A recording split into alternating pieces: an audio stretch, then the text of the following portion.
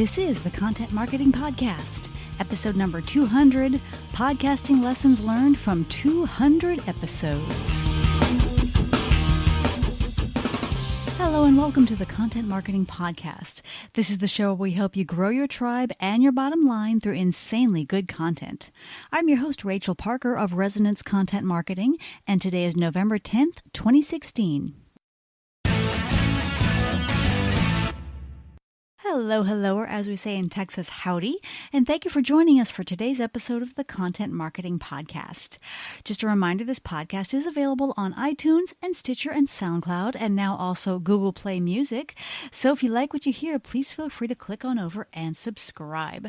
Also, remember that my new book, The Content Marketing Coach, Everything You Need to Get in the Game and Win, is now available on Amazon in both book and Kindle format. For more information, and to see what luminaries like Joe Pulizzi thought about the book, and also to download a free chapter, visit contentmarketingcoachbook.com. Okay, it is the month of November, and last week I threw down a little challenge that I've set for myself, and you might want to join along. So you heard me talk a lot about Snapchat. It is just becoming a force to be reckoned with. No matter what industry you're in, everybody's talking about it. So I have set myself a challenge. Every day for the rest of November, I'm going to go on Snapchat and take an action, whether it's post a photo, post a video, open up and see what other people are posting, maybe add someone to my contacts, because, I feel the need that I really need to have some hands-on experience to get to know Snapchat. So if you would like to join me, that is a challenge. Every day for the rest of November, go on to Snapchat and take an action. Doesn't take long, and you will be learning about something that might be the future of content marketing. Okay, in last week's episode, we tackled the question of how data-driven is your content marketing. If you happen to miss that episode, feel free to check it out on iTunes or Stitcher or via the RSS feed. This week, well, we made it, kids. Today is episode number 200 of the Content Marketing Podcast. And I'm going to be sharing some of my top lessons learned after 200 turns at this lovely endeavor. Or I guess 199. This would be 200. Anyway, first it's time to check in with our news feed for this week's rundown of news you can use. Twitter is making it easier for brands to engage with followers through direct messaging, through two new features. The first is a welcome message. So if someone goes to your brand's Twitter profile and clicks message, they will instantly see a message from the brand. So before they even input anything on their end, and they will see this is your opportunity to offer them some boilerplate text like, thanks for checking us out, and maybe giving some instructions on what to do next, or how often you check your Twitter feed, or when they can expect a reply, things like that. It just kind of gets the conversation going. So that is the welcome message. And then the second feature is what they call quick reply, which is going to let us prompt people with the best ways to reply to a direct message. So we can offer options like ask a question, or talk to an agent, or what's the status of my order.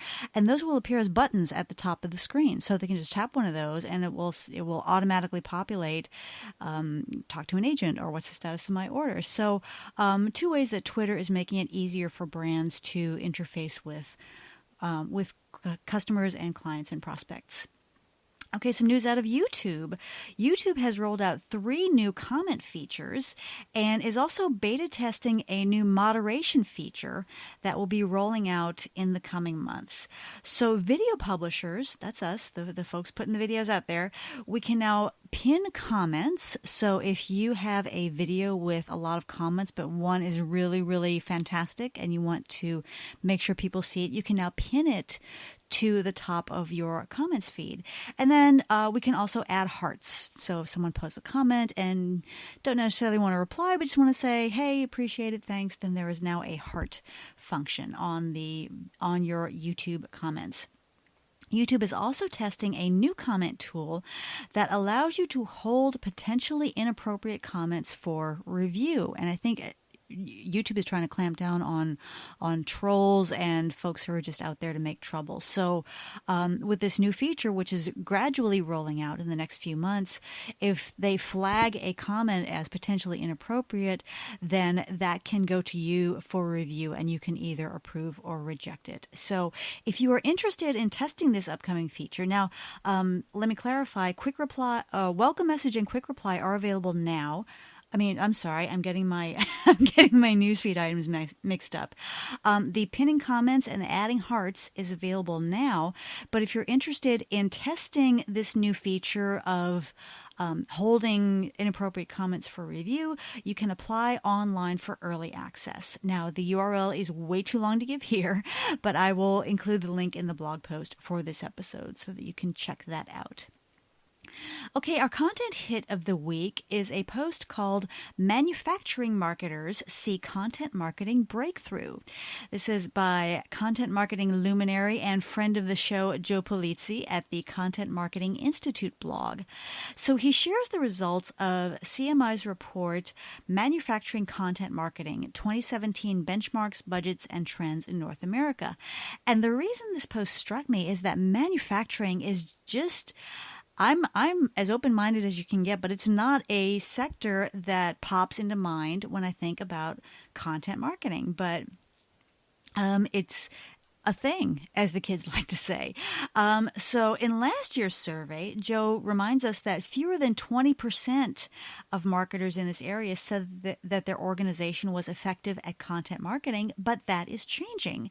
He reports that this year, 59% of manufacturing marketers say their organization has become much more or somewhat more successful at content marketing compared with 1 year ago. And so this fascinates me. Like I said, manufacturing is not an area I tend to think about first. It's not top of mind when I think of content marketing, but it is making some strides. So, and you know, if manufacturing can do it, anybody can do it, right? So there are a lot of other terrific insights in this post. So if you are in the manufacturing business or work with manufacturing organizations, or if something there strikes a chord with you, I definitely recommend that you check it out. And I will, of course, provide a link in the blog post for this episode.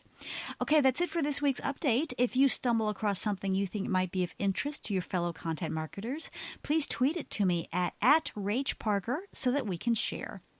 Now it's time for this week's Spotlight segment, podcasting lessons learned from 200 episodes. Wow. Wow. Episode number 200. I have to say, folks, if you had told me when I started this gig back in January 2013 that I would be celebrating our 200th episode just 3.5 years later, I would have said you were bonkers. And yet here we are. Episode number 200. I can hardly believe it myself. So you know, I pondered what to do, how to mark this milestone. And you know, I start off with just grandiose ideas. I think, I'm going to look through those episodes and I'm going to share snippets of my favorites, and then I'm just too lazy to do all that. So what I thought I'd do again, you know, I know a lot of you have contacted me about podcasting and asking for tips and advice, and it's not something that I talk about a lot on this podcast. So what I thought I'd do today is looking back, and I'm going to share some of my lessons learned over the last 199 and a half episodes. You know, looking back, I can say I did some things well and some things could have been done better. So if you are interested in podcasting, and also a lot of these lessons learned apply to content marketing as a whole. So I'm going to share a few of these here. And these are just kind of off the top of my head, no particular order.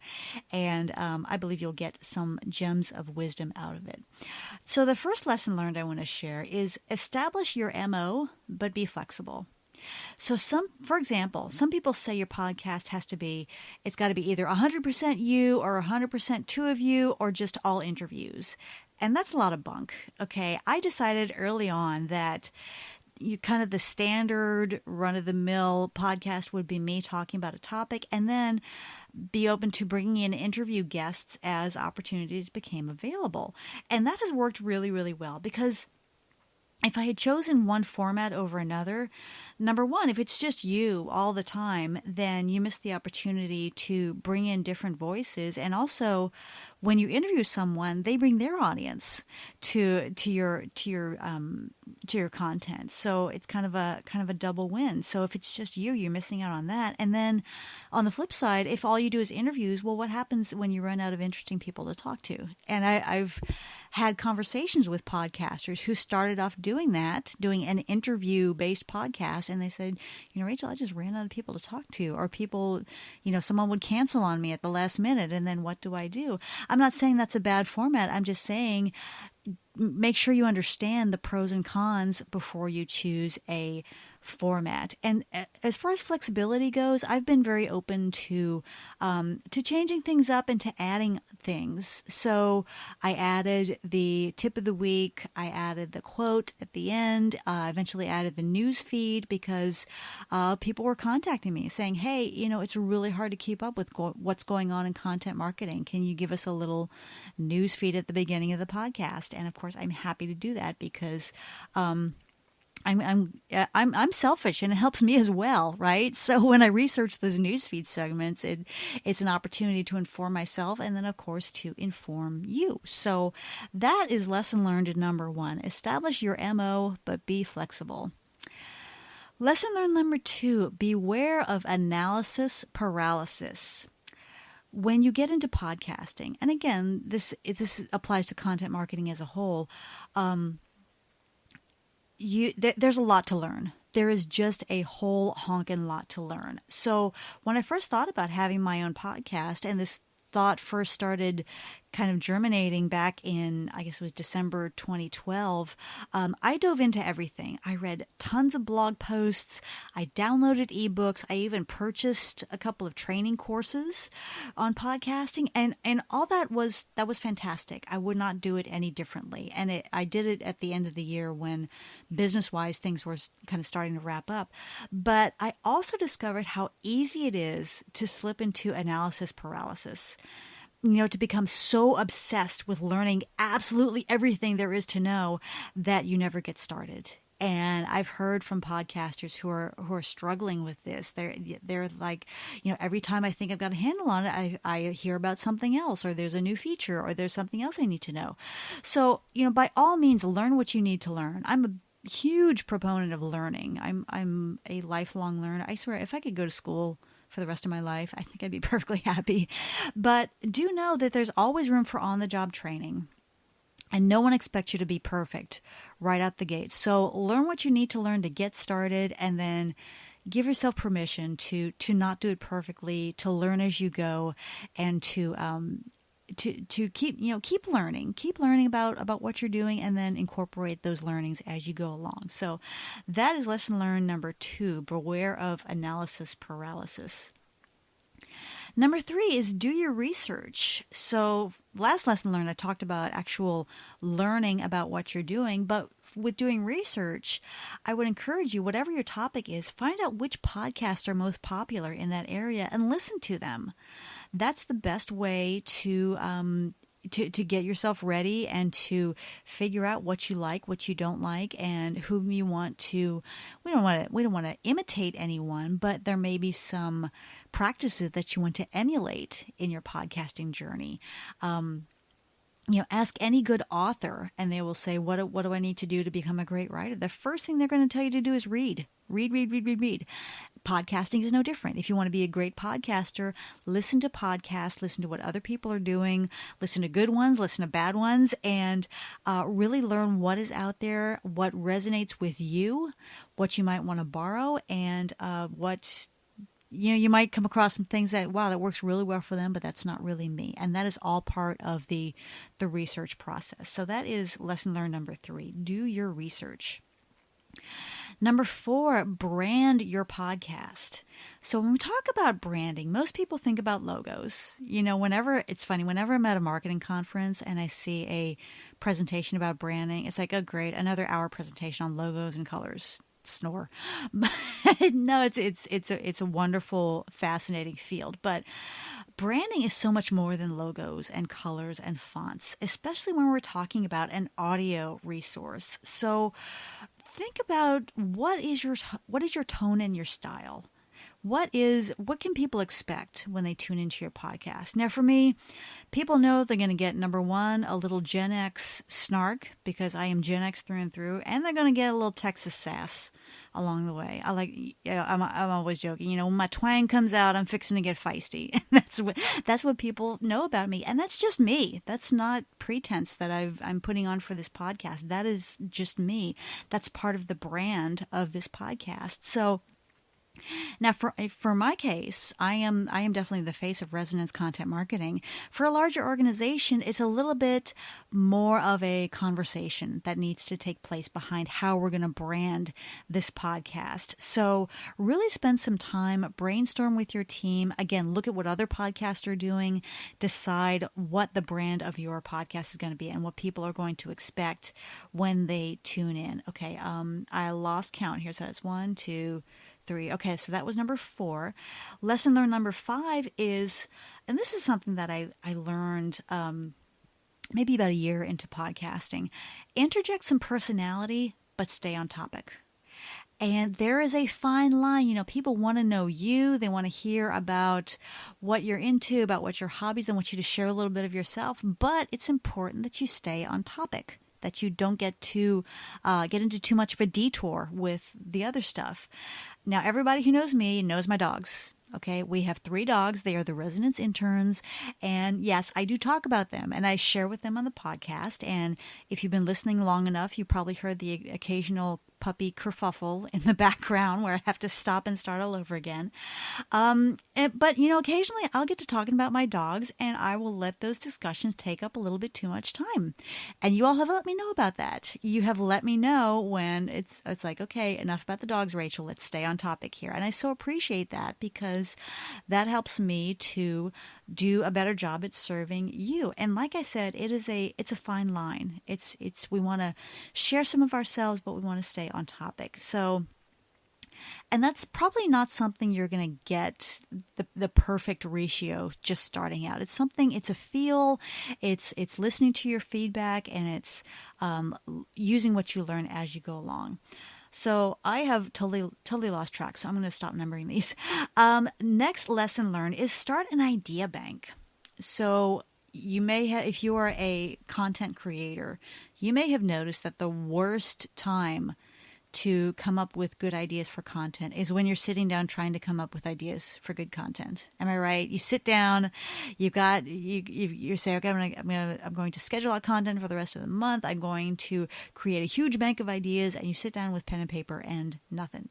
But when you are, waiting at the doctor's office or waiting, you're stuck in traffic, and that's when the good ideas come to us. Well, we've got to have a system for capturing those ideas because, if you're especially a man or woman of a certain age, as I am, those ideas just kind of fritter away. And you think, oh, wow, I got to remember that. And then you're like, what was that idea that I had? No, I can't remember it. So for myself, I have a Google spreadsheet where I keep track of all my content ideas.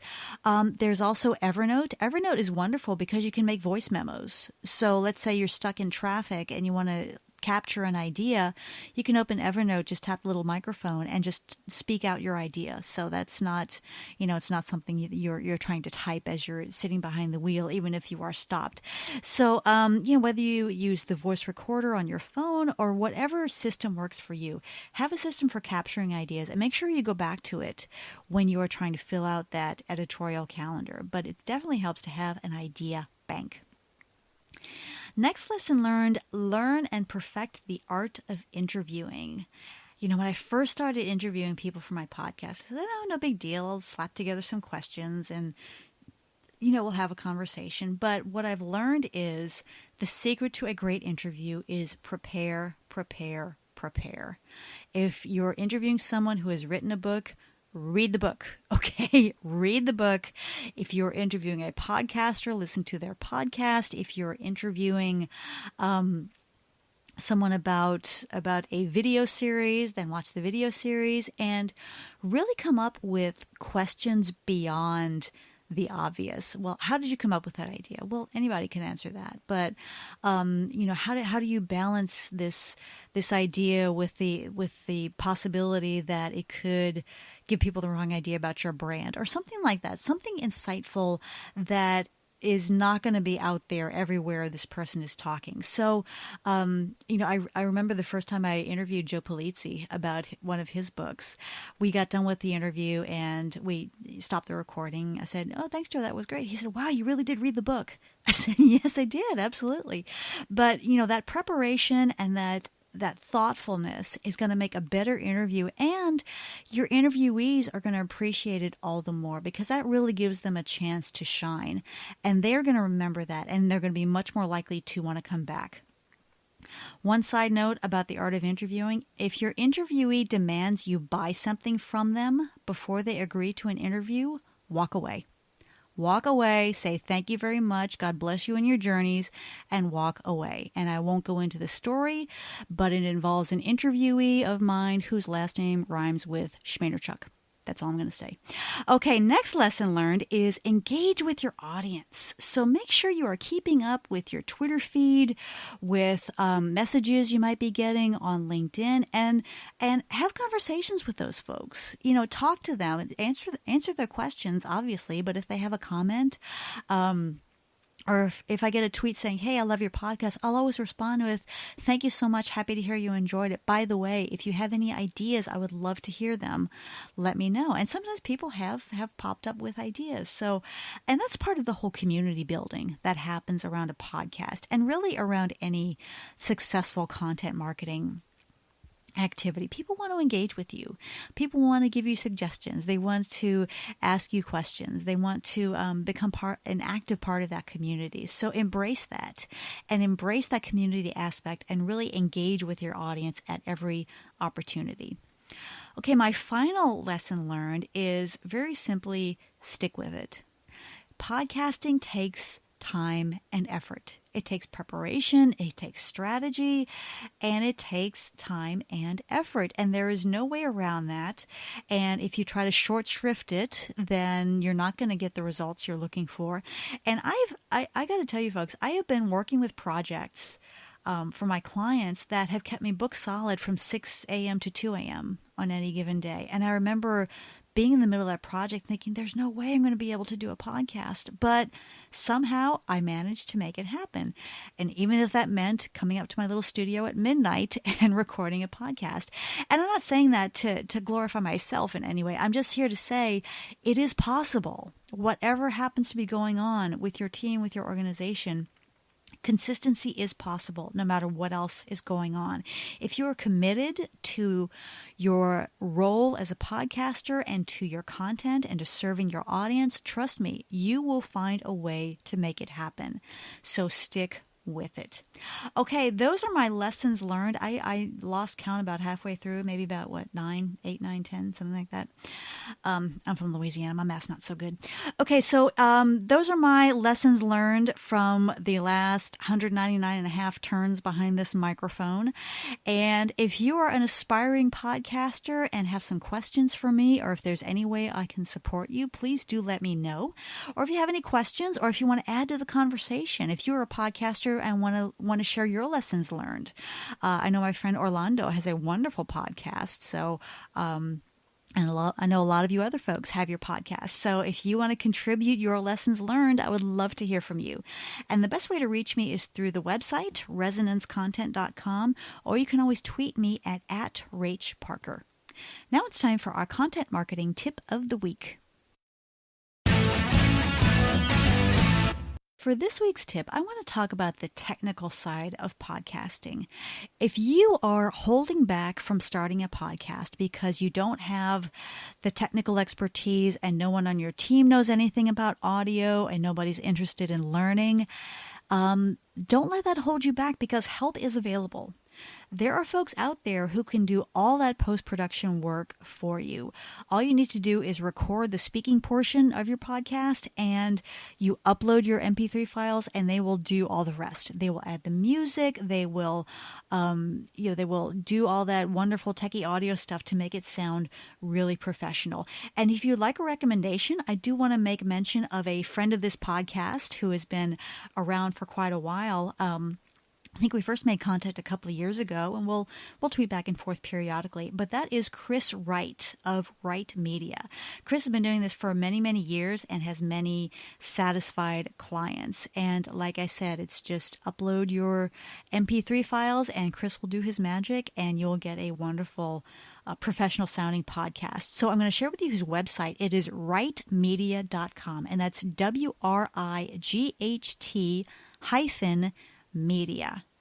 Write-media.com. So if you have been shying away from podcasting or from producing audiobooks or audio resources because of the technical side, don't let that hold you back, because there are many, many people who are qualified, willing, and able to help, like my friend Chris. Okay, campers, that is it for this 200th episode of the Content Marketing Podcast. I hope you have enjoyed this episode. I've certainly loved our time together, as I always do. If you like what you've heard today, please feel free to subscribe on iTunes or Stitcher or Google Play Music or via our RSS feed. And if you really like what you've heard, please do leave us a quick review on iTunes. I would so appreciate it. Also, remember to pick up a copy of The Content Marketing Coach, Everything You Need to Get in the Game and Win. It is now available in book and Kindle format on Amazon. To learn more about the book and to download a free chapter, visit contentmarketingcoachbook.com. As always, I like to leave you with a quote, and today's comes from Henry Ford. He once said, quote, "Coming together is a beginning. Keeping together is progress. Working together is success." Unquote. Again, this is Rachel Parker with Resonance Content Marketing. Thank you again for listening, and we will see you again next week for episode 201. Take care.